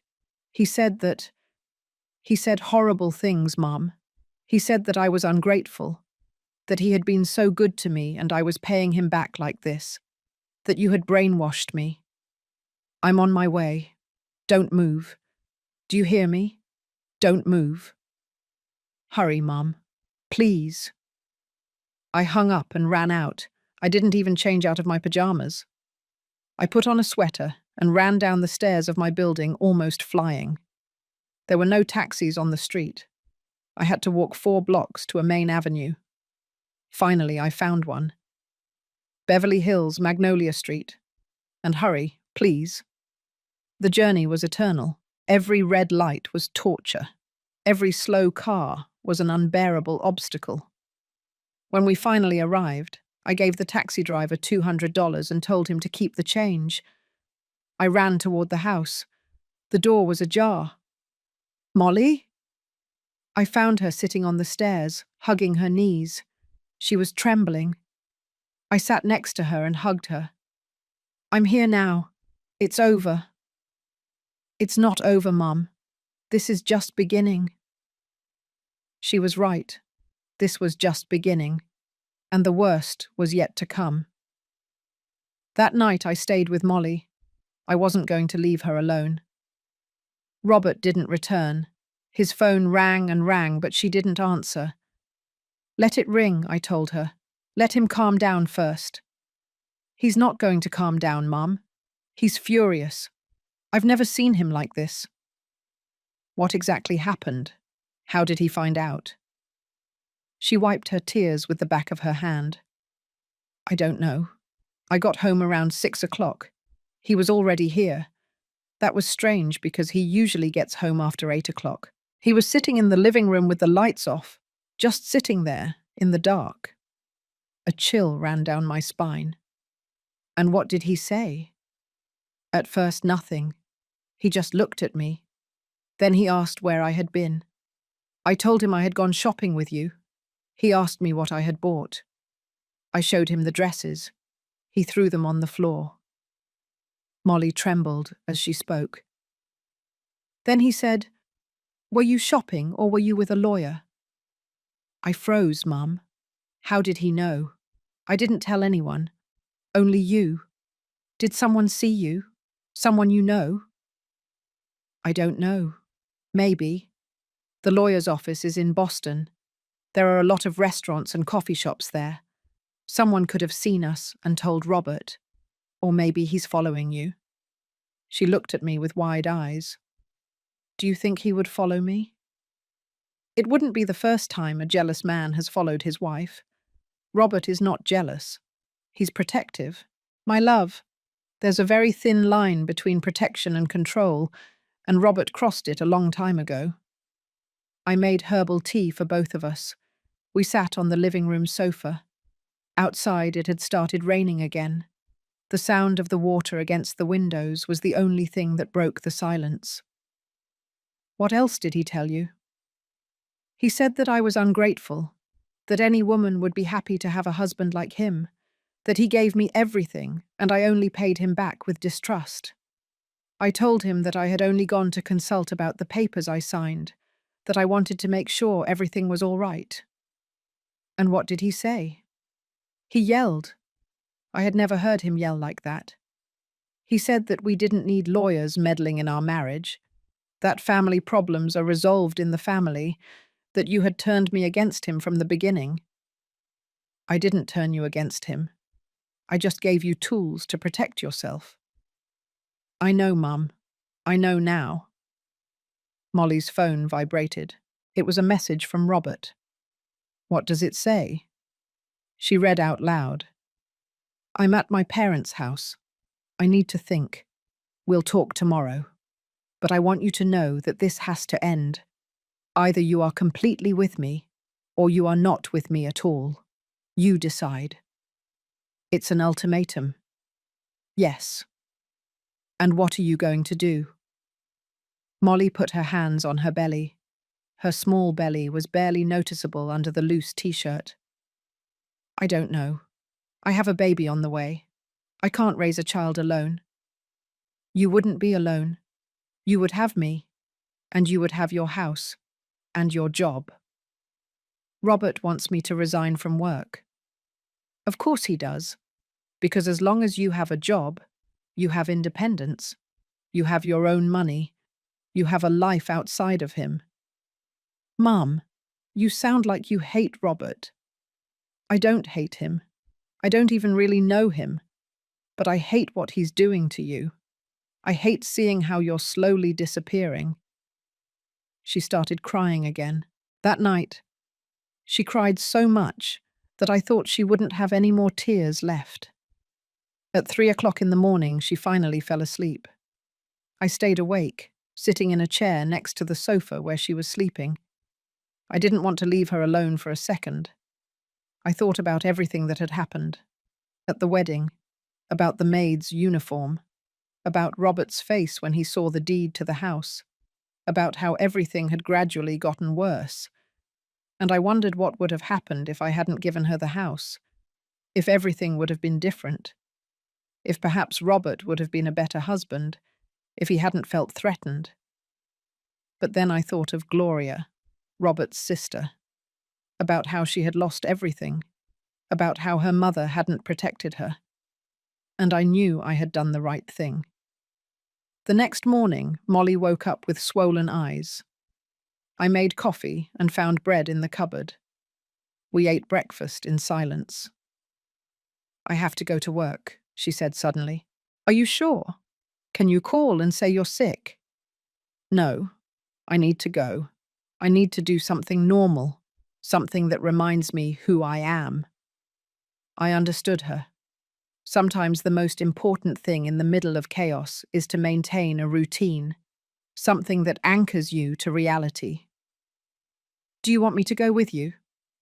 "No, Mum. I'm fine. Really. I'll take you at least." "Okay." I took her in a taxi to the agency where she worked. It was a small building in Manhattan. Before getting out, she hugged me tight. "Thank you for staying last night. I'm always going to stay when you need me." "I know." I watched her walk into the building. She looked so fragile, so small. I returned to the house in Beverly Hills. I needed to make sure everything was in order in case Robert returned. I picked up the dresses that he had thrown on the floor, folded them carefully, and put them in the main bedroom closet. Then I went downstairs and washed the tea mugs from the night before. I tidied the kitchen. I took out the trash. I was finishing up when I heard someone open the front door. Robert. He came in like a whirlwind. He was wearing the same clothes as the day before. He smelled of cigarette and alcohol. His eyes were red. "Where is Molly?" "At work." "Of course. Working." As if nothing had happened. "Something happened, Robert. And you know it." He looked at me with pure hatred. "You. All of this is your fault." "No. This is your fault, for treating my daughter like she's your property. She is my wife. Being a wife doesn't mean being a slave." "A slave," he laughed bitterly. "I gave her everything. A respectable last name, a good family, a future for her and her child. And you convinced her that I am the enemy." "I didn't have to convince her of anything. Your actions spoke for themselves." He approached me, too close. I could feel his breath. "Listen to me closely, Eleanor. Molly is my wife. That baby is my son. And this house farce is going to end. She is going to sell it, and we are going to buy something together, as it should be. That is not for you to decide." "Oh no, I'm her husband. I have every right." "You have no right. The house is in her name, only hers, and if she doesn't want to sell it, it won't be sold." "She already signed the papers." "She signed a letter of intent. It is not binding. Ask your lawyer if you don't believe me." I saw his face change. It turned red, then purple. "How do you know that?" "Because we went to a lawyer, a real one, who explained Molly's rights to us." He hit the wall with his fist, so hard that it left a mark. "This is unbelievable. Unbelievable. My own wife going to lawyers behind my back." "It wasn't behind your back. It was to protect herself." "Protect herself? Protect herself from what? From me? I am her husband. I love her. Love doesn't control. Love doesn't isolate. Love doesn't manipulate." "You don't know anything about love. You were widowed and bitter, and now you want your daughter to end up the same way." Those words hurt me. but I wasn't going to let him notice. My husband respected me every day of our life together. He never made me feel less. He never tried to control me. That is love, Robert. What you feel for Molly is not love. It is a need for possession. Get out of my house. This is not your house. It is Molly's. Get out. I didn't move. I'm going to leave, but listen to me closely. If you hurt my daughter, if you lay a hand on her, if you threaten her or hurt her in any way, I will personally make sure you pay for it. Are you threatening me? I'm promising you. I walked out of the house with my head held high, but when I closed the door behind me, my legs were shaking. I had crossed a line. I had confronted Robert directly, and I knew that would have consequences. I called Molly from a public phone on the corner. My dear, Robert is at the house. He arrived while I was there. What? What happened? We had a conversation, a strong conversation. I think it's better if you don't go home tonight. Stay with me. Mum, I have to go. It's my house. I can't run away. It's not running away. It's being smart. Let him calm down. I'm tired of waiting for him to calm down. It's always the same. He gets angry. I wait. He half calms down, and then we go back to the same thing. Then what are you going to do? I'm going home, and we are going to talk, like adults, like a couple. Eleanor, Mum, I love you, but I need to do this. I need to face him. At least take me with you. I can wait for you outside. No, this is between Robert and me. She hung up. I stood there on that corner, phone in hand, feeling like I had just made a terrible mistake. I shouldn't have let her go alone. The hours passed, 6 o'clock in the evening, 7, 8. Molly didn't call. At 9 o'clock, I called her. She didn't answer. At 9:30, I called again. Nothing. At 10 o'clock, I took a taxi back to Beverly Hills. When I got to the house, all the lights were off. I rang the doorbell. No one opened. I used my keys. Molly, Robert. The house was silent. A heavy silence, unnatural. I went up the stairs running. The door to the main bedroom was locked. Molly, open the door. I heard a sob on the other side. Mum, open the door, my love. I can't. Robert took the keys. He locked me in. I felt my blood boil. Where is he? I don't know. He left an hour ago. He said he needed air. But he locked me in here, with the lock on the outside. I'm going to break the door down. No, Mum. It's very thick. You won't be able to. She was right. It was a solid wood door. I'm going to call the fire department. No. Please, I've already caused enough of a scene. The neighbors will... I don't give a damn about the neighbors. We'll get you out of there and then we'll see. I called the emergency number. I explained the situation. They told me they would send a unit. 20 minutes later, 2 firefighters arrived, young men in blue uniforms. What's the situation? My daughter is locked in that bedroom. Her husband locked her in. They looked at each other. They knew that type of situation. Is she okay? Is she not hurt? Molly, my love, are you okay? Yes, Mum. I'm fine. Just scared. We'll get her out, Mum, one of the firefighters said. It took them 10 minutes to force the door. When it finally opened, I ran inside. Molly was sitting on the floor next to the bed, hugging her knees, just like that first time I found her like that. I hugged her so tightly that I probably hurt her. It's over. You're out. The firefighters stayed for a moment. Miss, do you want us to call the police? What your husband did is illegal. It's false imprisonment. Molly shook her head. No, I just want to leave here. Are you sure? Yes, please. I just want to leave. The firefighters left. I helped Molly pack a suitcase, clothes, important documents, her personal hygiene items. The house papers? I asked. In the study, in the first drawer of the desk. I ran downstairs. I found the documents, the deed, the trust agreement. Everything was there. I put them in my purse. When we left the house, it was almost 11 o'clock at night. The street was dark and silent. The bougainvillea moved in the wind. Molly turned to look at the house one last time. I thought I was going to be happy here. You still can be, just not with him.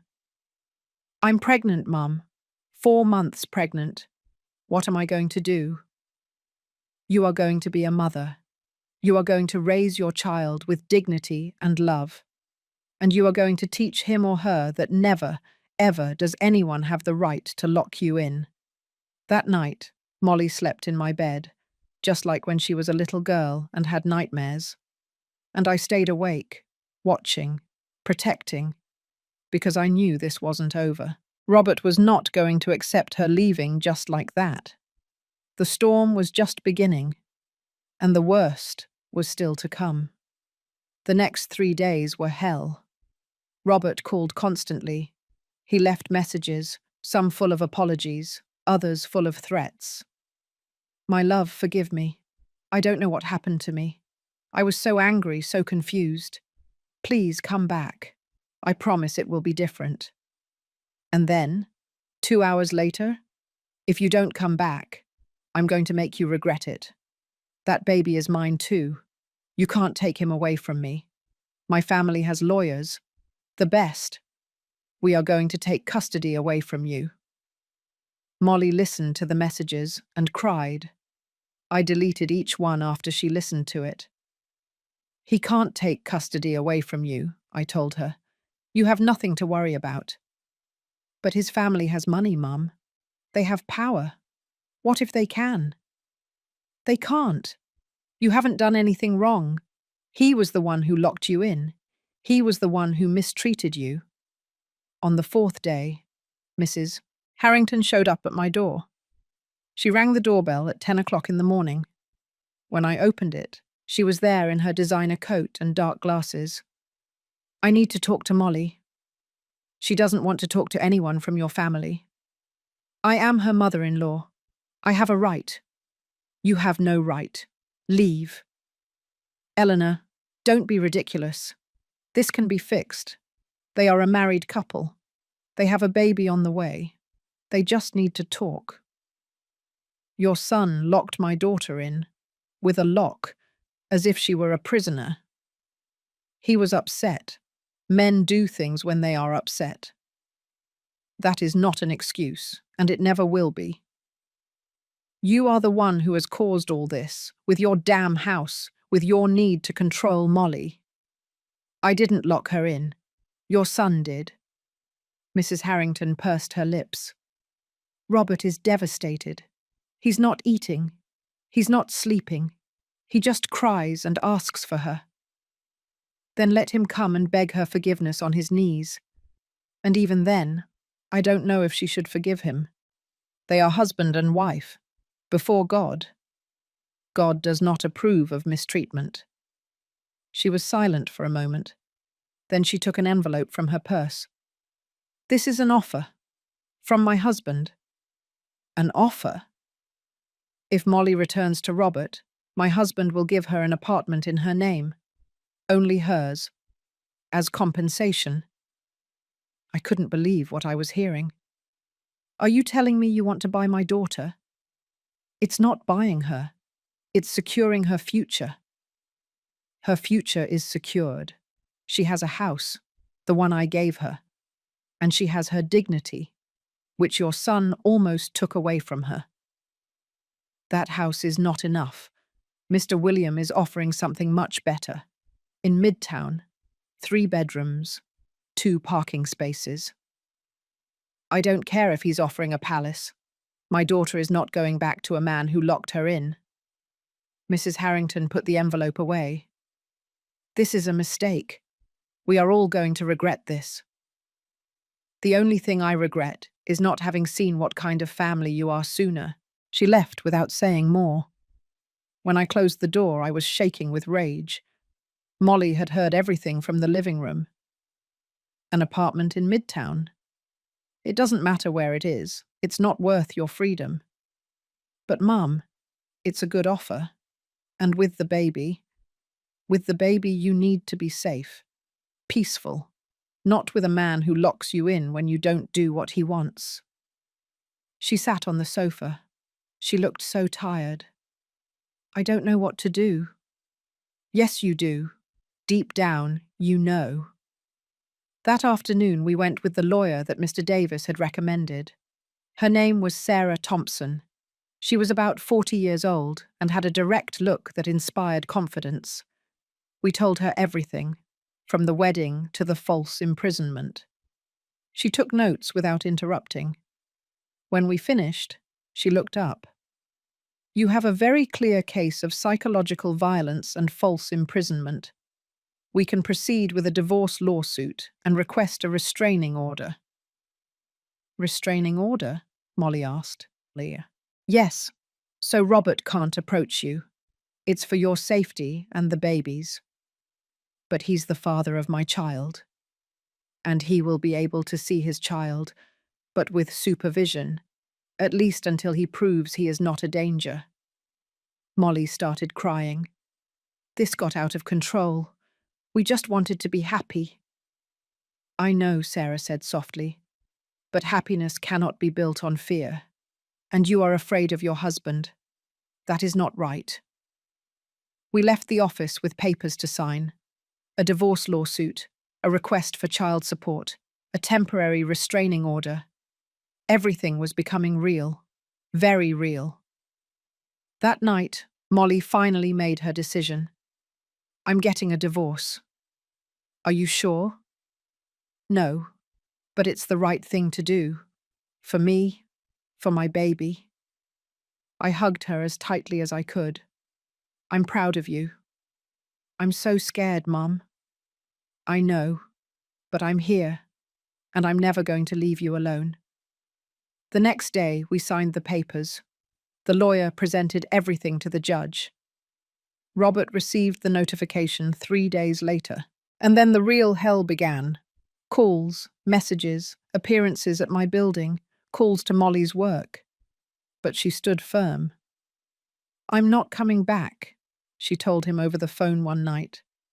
I can't. You hurt me, Robert, and I need to protect myself. It's protecting yourself from me. I'm your husband. I love you. Love doesn't lock you in. Love doesn't control. My mum was right. Your mum destroyed you. We were happy until she put her ideas in your head. We weren't happy. I was unhappy. I was just so scared that I couldn't admit it. She hung up. And for the first time in months, I saw something in her eyes that I hadn't seen in a long time. Peace. Not happiness yet, but peace. And that was enough for now. 6 months later, Molly gave birth to a beautiful girl. Her name was Ellen, like my mother. The birth was natural, without complications. I was there, holding her hand, wiping her forehead with a damp cloth. You did it, my dear. You did it. When they placed the baby in her arms, Molly cried. But this time they were tears of joy. Hello, my love. Hello, Ellen. Your mum is going to take care of you always, I promise you. Robert was not at the birth. The restraining order was still in effect. He could only see the baby with supervision once a week at a specialized center. At first he went religiously. He held Ellen, he talked to her, he sang to her. But over time the visits became spaced out. 2 weeks, 3 weeks, a month. Where is Dad? The center supervisor would ask when Molly arrived. I don't know. He didn't answer my messages. Robert had found someone else, a 23-year-old girl who worked at his father's company. Pretty, young, no children, no house of her own, completely dependent on him. We found out from Gloria, Robert's sister, who had started visiting Molly regularly. My brother introduced his new girlfriend at the house. My mother is happy. She says he finally found someone who makes him happy. And Ellen? Molly asked. He doesn't mention her. It's as if she doesn't exist. I saw how my daughter's face went from surprise to pain, and then to something different. Acceptance. At least now Ellen won't grow up confused. She will grow up knowing that her mum loves her, and that's enough. The divorce was finalized 8 months after Ellen's birth. Robert signed everything without a fight. He was too busy with his new life. He waived shared custody. He only requested sporadic visits. I can't be a father right now, he told his lawyer. I have other priorities.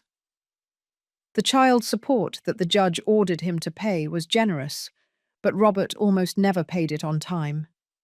There was always an excuse, a problem with the bank, a business trip, a forgetfulness. Molly had to sue him 3 times for lack of payment. It's exhausting, Mum. Every month is a struggle. I know, my dear, but don't give up. That child support is Ellen's right. Meanwhile, Molly's life began to flourish in unexpected ways. She had returned to work when Ellen was 6 months old. Her boss, impressed by her dedication, offered her a promotion. I want you to be the creative director. You have talent and vision. She had also met other single mothers at the park. They formed a support group, helped each other with childcare, shared recipes, listened to each other when they needed to vent. For the first time in years, I feel like myself, she told me one afternoon as we were having coffee in her living room. The house in Beverly Hills now had life. There were photographs on the walls, plants in the windows, Ellen's toys everywhere. You look happy. I am. Sometimes it's hard. Sometimes I get exhausted. But I'm free, Mum, and that is priceless. A year after the divorce, Gloria called me. Eleanor, I need to tell you something about Robert. What happened? He's getting married again to the young girl. So fast. She's pregnant. My mother is organizing a big wedding. She says that this time, everything is going to be different. That this girl really knows what it means to be a good wife. I felt sorry, not for Robert, for that girl who didn't know what she was getting into. And how is Robert? Gloria sighed. Unhappy, it shows. He smiles for the photos, but he looks empty. My dad says that Robert asks about Molly, about Ellen, but he is too proud to admit that he made a mistake. 2 years after the divorce, we received news from the Harrington family again. Robert and his second wife had separated. She had left him, taking their 1-year-old son. She said he was controlling, that he isolated her from her family, that he checked her phone. Everything you said he was doing, Gloria told me over the phone. It's sad, I said sincerely. Sad that he doesn't learn. My dad tried to talk to him, told him he needed therapy. Robert yelled that everyone was against him, that modern women don't know how to be wives. Mr. William had tried to approach Molly several times. He wanted to meet his granddaughter, but he respected that she needed time. Finally, when Ellen turned 3, Molly accepted a visit. Mr. William arrived with tears in his eyes. She's just like you when you were a baby, he told Molly. Beautiful. He had brought her a gift, a small necklace with a cross charm. It was my mother's, for Ellen, to protect her. Thank you, Mr. William. I am so sorry for what my son did to you. I tried to raise him better. I really did. It's not your fault. Robert is an adult. He made his own decisions. The old man nodded sadly. Do you know? Robert lost his job at the family company. Why? Because my dad discovered that he was diverting funds to maintain his lifestyle. to impress his girlfriends. He fired him, and Mrs. Harrington continues to defend him. She says everyone is unfair to him, that the world is against him.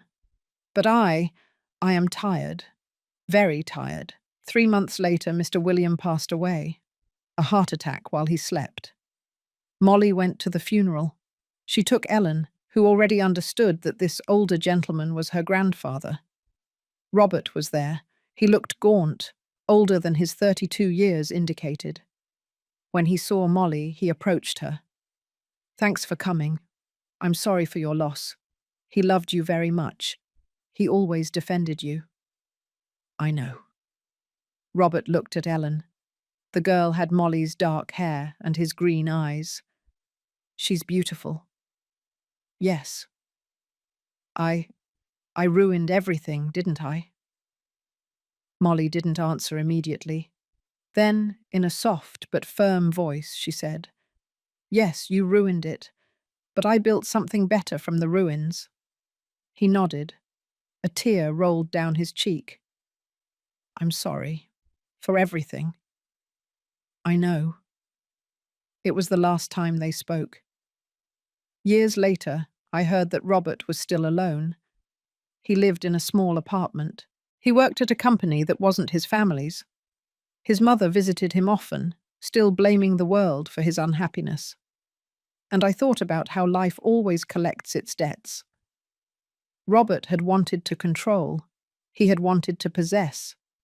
And in the end, he was left with nothing.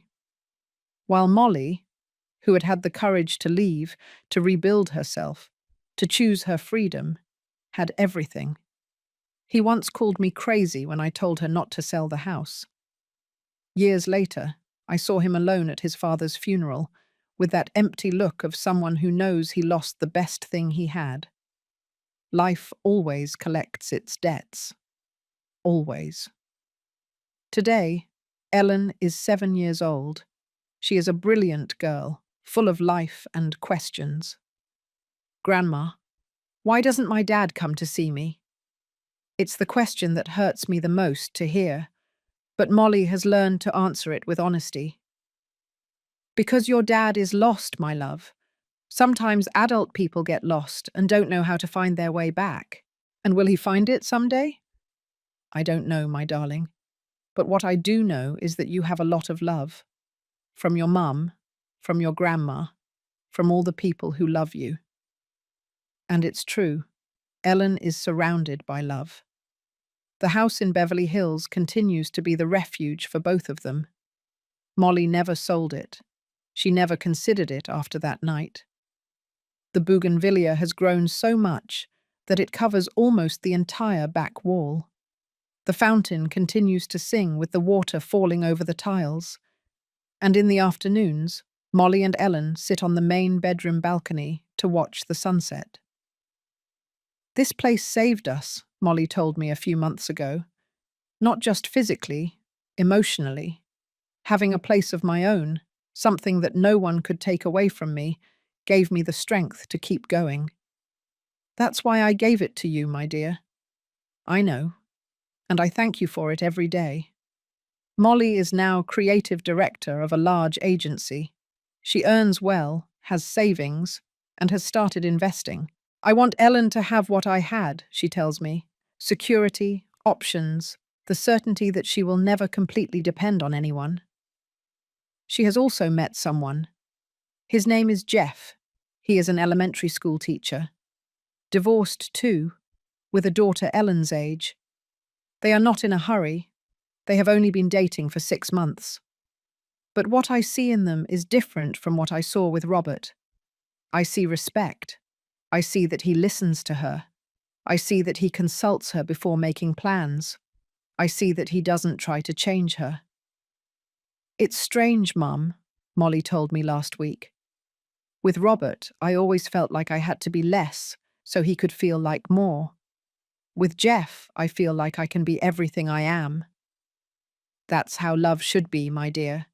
You should never make yourself small so someone else can feel big. We know little about Robert. Gloria tells us from time to time. He is still alone.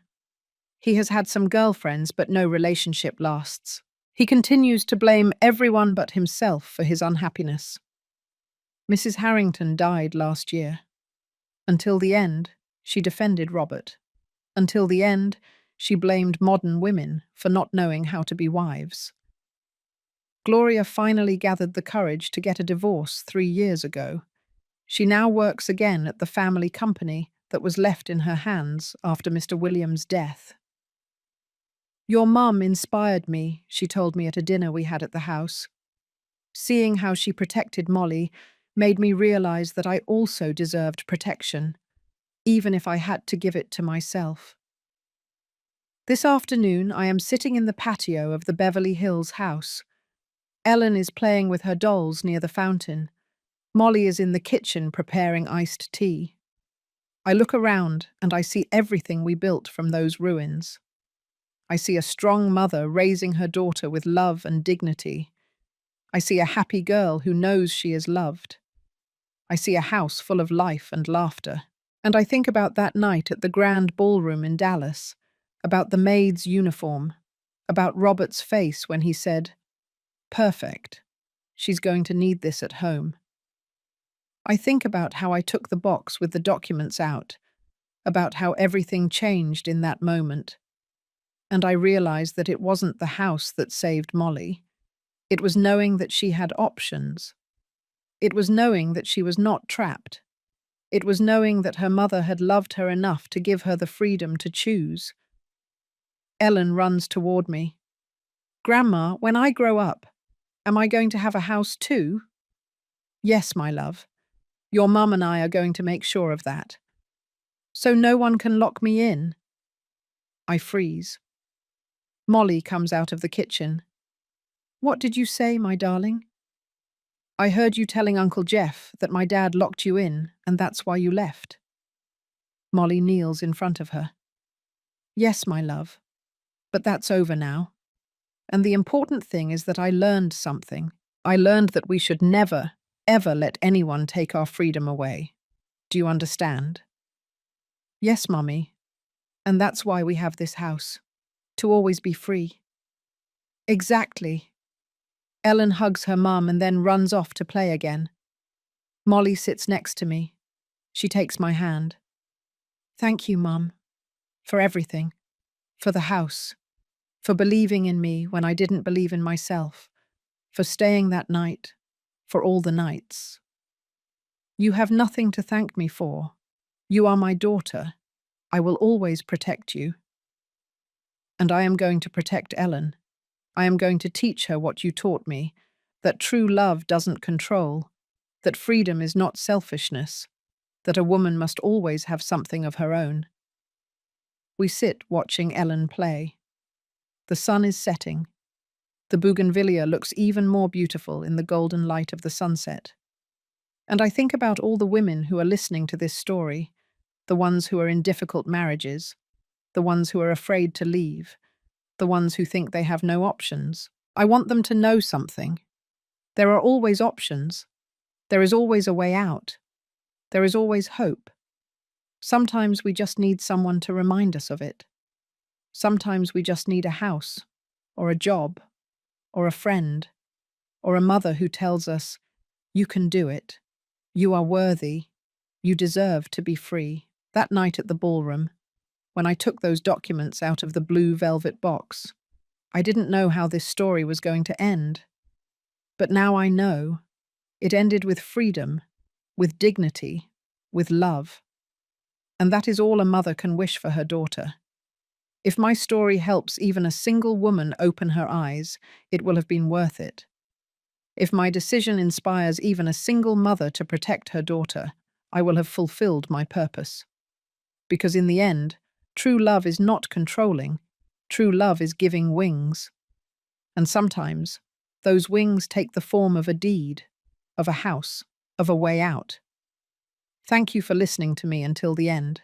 If this story touched your heart, subscribe and turn on notifications to hear more stories of women who transformed their pain into wisdom. Every day, a woman, a life lesson. Share this story with someone you love. Sometimes a story like this can change an entire day. God bless you, and until next time.